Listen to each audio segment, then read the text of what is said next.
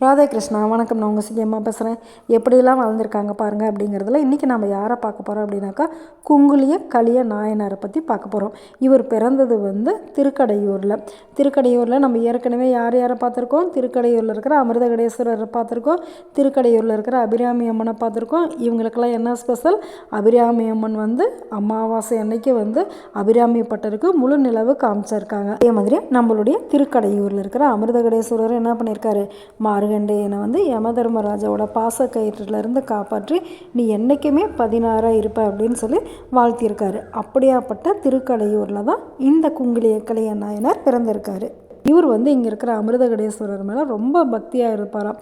தினமுமே அவருக்கு அந்த குங்குலியத்தால் ஆராதனை பண்ணுவாராம். குங்குலியம் அப்படிங்கிறது ஒரு விதமான சாம்பிராணி மாதிரி இருக்குமா. அது அவ்வளோ மனமாக இருக்குமா. சிவபெருமானுக்கு அதை தினமுமே காமிக்கணும் அப்படிங்கிற கைங்கரியத்தை அவர் இடைவிடாது செஞ்சுக்கிட்டே இருந்தாராம். இவர் ரொம்ப வசதியாக இருந்ததுனால வர சிவனடியார்களுக்கு எல்லாத்துக்குமே இல்லங்காமல் அமுது படைச்சிக்கிட்டு இருந்தாராம். இவருடைய பக்தி இந்த உலகத்துக்கு தெரியணும் அப்படின்னு சொல்லிட்டு சிவபெருமான் என்ன பண்ணார், இவருடைய செல்வம் எல்லாம் கரையிற மாதிரி செஞ்சுட்டாரா.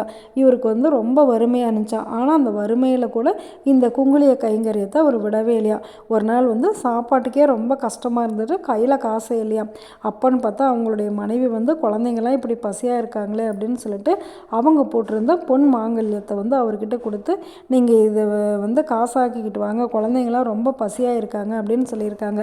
இவர் அதை வாங்கிக்கிட்டு வரும்போது எதிர்த்தாப்புலேயே ஒருத்தர் ஒரு பொதி மூட்டையோடு வராரு. என்னப்பா இதில் அப்படின்னு சொல்லி கேட்டதுக்கு குங்குலியங்க அப்படின்னு சொல்லியிருக்காங்க. உடனே என்ன பண்ணிட்டார் இவர், அப்பாடா சிவபெருமானுக்கு இன்றைக்கி எப்படி இந்த குங்குலிய கைங்கரியம் பண்ணுறதே காசு இல்லையேன்னு நினச்சிட்டு இருந்தேன்.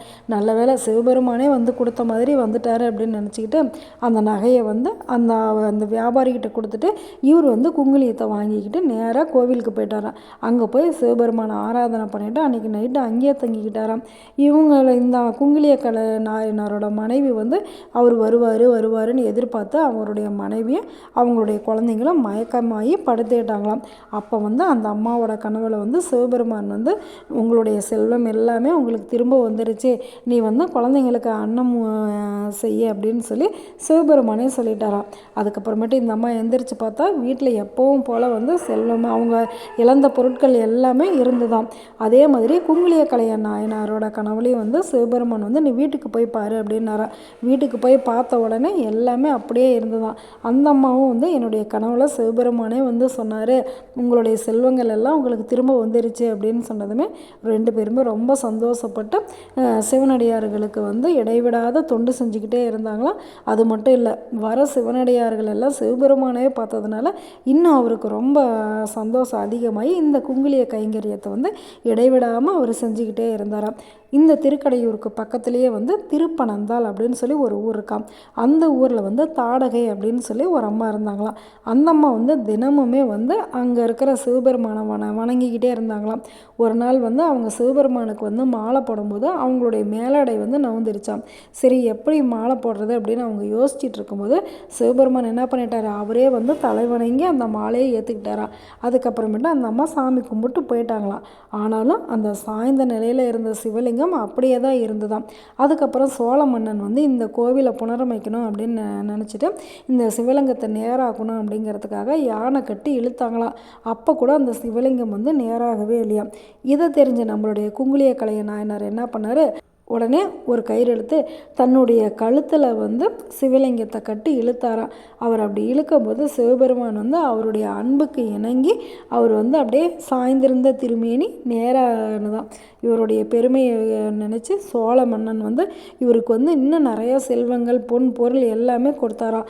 அதை வச்சு இவர் நிறையா சிவத்தொண்டெல்லாம் செஞ்சு சிவபதவி அடைஞ்சாராம். அந்த காலத்தில் எப்படியெல்லாம் வாழ்ந்திருக்காங்க பாருங்கள். சிவபெருமான் அப்படிங்கிற பேரை சொன்னாவே தன்னுடைய உயிரை கூட கொடுக்குற அளவுக்கு பக்தர்கள் இருந்திருக்காங்க. எப்படிலாம் வாழ்ந்திருக்காங்க பாருங்கள். இவங்களுடைய கதைகளை எல்லாம் படிக்க படிக்க என்ன தோணுது அப்படின்னாக்கா, கடவுள் நம்மளுக்கு கஷ்டத்தை கொடுத்துட்டாரு அப்படின்னு சொல்லிட்டு நம்மளுக்கு கடவுள் மேலே கோபம் வரும். ஆனாலும் நம்மளுடைய கஷ்டத்துலேருந்து நம்ம எப்படிலாம் மீண்டு வர்றது அப்படின்னு சொல்லிட்டு நம்ம ரொம்ப அதைவே ஒரு பெரிய கவலையாக எடுத்துக்குவோம். ஆனால் இவங்கெல்லாம் எவ்வளோ கஷ்டம் வந்தாலும் அந்த கஷ்டத்தை பற்றி கவலைப்படாத கடவுளோட சிந்தனையிலேயே இருந்ததுனால தான் கடவுள் அவங்களுக்கு காட்சி கொடுத்துருக்காரு. அதே மாதிரி எவ்வளோ கஷ்டம் வந்தாலும் கடவுளையே நம்ம கடவுளோட காலை கெட்டியாக பிடிச்சிக்கிட்டோம் அப்படின்னாக்கா கண்டிப்பாக குங்கிலிய கலைய நாயனாருடைய அன்புக்கு கட்டுப்பட்டு அவர் நேரான மாதிரி நம்மளுக்கும் காட்சி கொடுத்து நம்மளுடைய கஷ்டத்தெல்லாம் போக்கிடுவார். நாமளும் இனிமேல் பக்தியாக இருந்துடலாமா? நல்லது நினைப்போம், நல்லதே நடக்கும், ஆனந்தமாக இருப்போம். ஓகே, பாய். ராதே கிருஷ்ணா.